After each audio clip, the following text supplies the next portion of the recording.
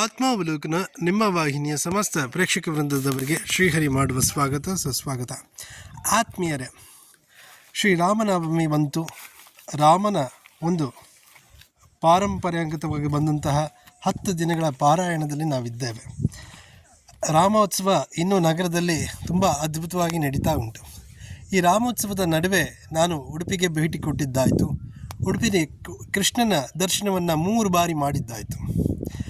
ಅಲ್ಲಿ ಕೃಷ್ಣನ 3 ಬಾರಿ ದರ್ಶನ ಮಾಡಿ ಅನಂತರ ಮೂಲ ಮಧ್ವಾಚಾರ್ಯರ ಮನೆಯ ಅವರ ಪಾರಂಪರಿಕವಾದ ಕ್ಷೇತ್ರವಾದಂಥ ಪಾಜಕಕ್ಕೆ ಕೂಡ ಭೇಟಿ ಕೊಟ್ಟು ಪಾಜಕದಲ್ಲಿ ಅಲ್ಲಿನ ಒಂದು ಮಠದ ಆ ಒಂದು ಸೊಬಗನ್ನು ಸವಿದಿದ್ದಾಯಿತು.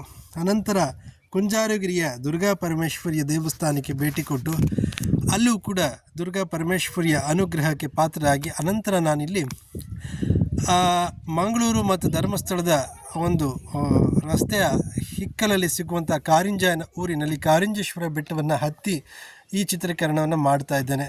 ನೀವು ನೋಡ್ತಾ ಇರೋದು ಸುತ್ತ ಕಾರಿಂಜ ಬೆಟ್ಟದ ಒಂದು ಪ್ರಕೃತಿಯ ಸೊಬಗನ್ನು ನಾವಿಲ್ಲಿ ನೋಡ್ತಾ ಇದ್ದೇವೆ.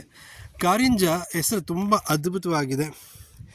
ಕಾರಿಂಜೇಶ್ವರ ಹೆಸರು ಕೂಡ ಅದ್ಭುತವಾಗಿದೆ. ಪ್ರಕೃತಿಯ ರಮಣೀಯ ತಾಣ. ಬೆಂಗಳೂರಂಥ ಮಹಾನಗರಗಳಲ್ಲಿ ನಾವು ವಾಸ ಮಾಡ್ತಾ ಪ್ರತಿದಿನವೂ ಕೂಡ ಇವತ್ತೆಷ್ಟು ಸಂಪಾದನೆ ಮಾಡಿದೆ, ಇವಷ್ಟೆಷ್ಟು ಸಂಪಾದನೆ ಮಾಡೋ ಒಂದು ಹಣಕಾಸಿನ ಗಳಿಕೆಯ ಬೂಜದಲ್ಲಿ ಪೆಡಂಬೂಜದ ಹಿಂದೆ ಬಿದ್ದು ಪ್ರಕೃತಿಯ ಸೊಬಗನ್ನು ಸವಿಯೋದನ್ನು ಮರಿತಾ ಇದ್ದೇವೆ. ಹಾಗೆ ಸಾಕಷ್ಟು ಅನಾರೋಗ್ಯಗಳನ್ನು ಕೂಡ ಬೆನ್ನೇರುತ್ತಾ ಇದ್ದೇವೆ. ನಮ್ಮ ಜೀವನ ಶೈಲಿ ತುಂಬ ಹದಗೆಡ್ತಾ ಇದೆ. ಇಂಥ ಸಂದರ್ಭದಲ್ಲಿ ಮುಸ್ಸಂಜೆ ಹೊತ್ತಿನ ಕಾರಿಂಜೇಶ್ವರದ ಈ ಒಂದು ಪ್ರಕೃತಿ ತಾಣದಲ್ಲಿ ಸವಿಯ ಅಂತ ನಾನು ಬಂದಿದ್ದೇನೆ. ಎಲ್ಲರಿಗೂ ನಮಸ್ಕಾರ. ಬನ್ನಿ, ಕಾರಿಂಜ ಬೆಟ್ಟ ಹತ್ತುತ್ತಾ ಇದ್ದೇನೆ. ಮೇಲೆ ದೇವಸ್ಥಾನವನ್ನು ಪರಿಚಯ ಮಾಡಿಕೊಡುವ ಸಾಹಸಕ್ಕೆ ನಾನು ಕೈ ಹಾಕ್ತಿದ್ದೀನಿ. ಬನ್ನಿ.